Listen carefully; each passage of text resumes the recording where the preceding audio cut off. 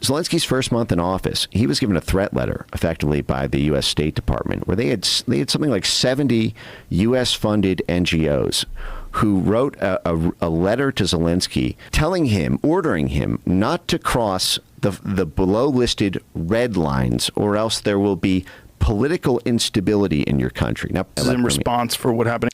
Okay, so let's pause there. I'm going to pull up the memo on screen. Elections were held on March 31st, 2019. April 2019 is when elections conclude. This Red Lines memo was issued in May 2019, 1 month after the new elections. Now, the Ukraine Crisis Media Center, guess who funds the Ukraine Crisis Media Center?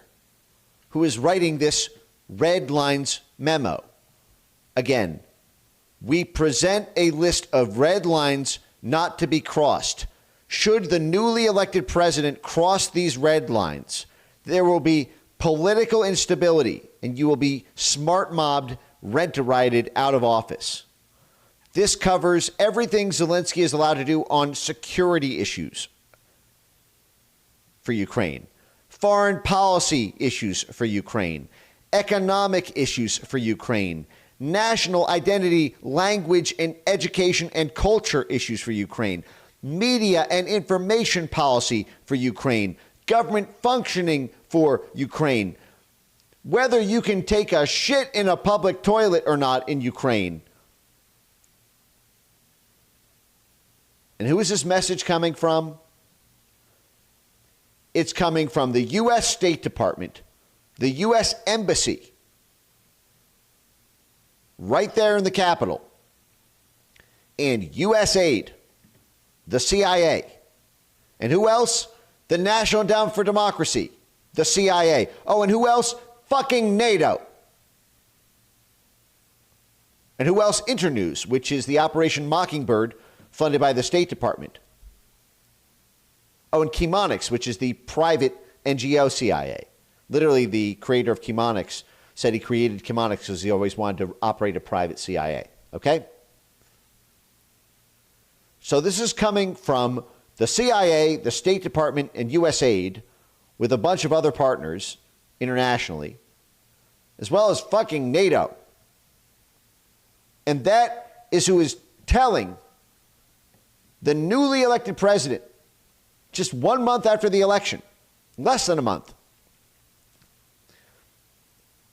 everything that he is and is not allowed to do on security of the country that he got elected to run, foreign policy of the country he's been elected to run, economic issues for the country that he's just been elected to run, national identity, language, education, and culture issues for the country he was elected to run, media and information policy in the country he's elected to run, and government functioning of the country he's about to run.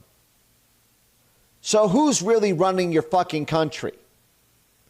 If you're not allowed to cross these red lines, lest political instability is unleashed on you by the U.S. State Department, the funding arm of the CIA, the action arm of the CIA, and NATO.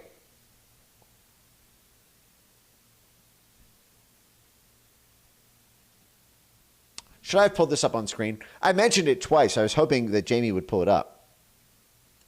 But remember, at this point, we hadn't pulled up anything on screen yet. So I was getting anxious. I was like, I want you guys to see this. So look at this. You want to just read some of these red lines? This is 2019. We, the underside, members of civil society organizations, know you're fucking CIA cutouts. And you have to say that you're members of civil society. These are the democratic institutions funded by the U.S. government, funded by NATO, funded by the State Department, funded by USAID. You are the U.S. State Department. You are USAID. You are NATO. But you don't want your fingerprints on it. You don't want the State Department's fingers on the gun. You don't want the U.S. Embassy's fingers on the gun. You don't want USAID's fingers on the gun. You don't want NATO's fingers on the gun, because that would put the motherfucking lie to the concept of democracy. And foreign interference, like they said about what Russia did to us. No, no, no, no, no, no, no. It has to look like it's simply coming from independent civil society, which is funded by and reports to their grant officer and reports to the House Foreign Affairs Committee and reports to the White House on whether they have successfully enforced the thing in their grants, issuing red lines memos to control the government of Ukraine. This is the top, knowing it doesn't want its fingerprints of looking top down, because that's a diplomatic incident. That makes Ukraine look like a vassal state. So they astroturf the bottom up, but everyone knows who the bottom up is speaking to, especially Zelensky, because that's the only reason he got into power in the first place.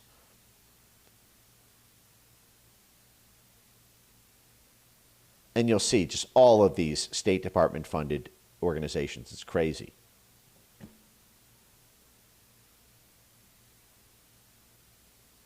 By the way, the Ukraine Crisis Media Center, it's the same network that did Russiagate here in the U.S. Who started Russiagate? Lindsey Graham encouraged John McCain to turn the Trump-Russia dossier over to the FBI. How did that start?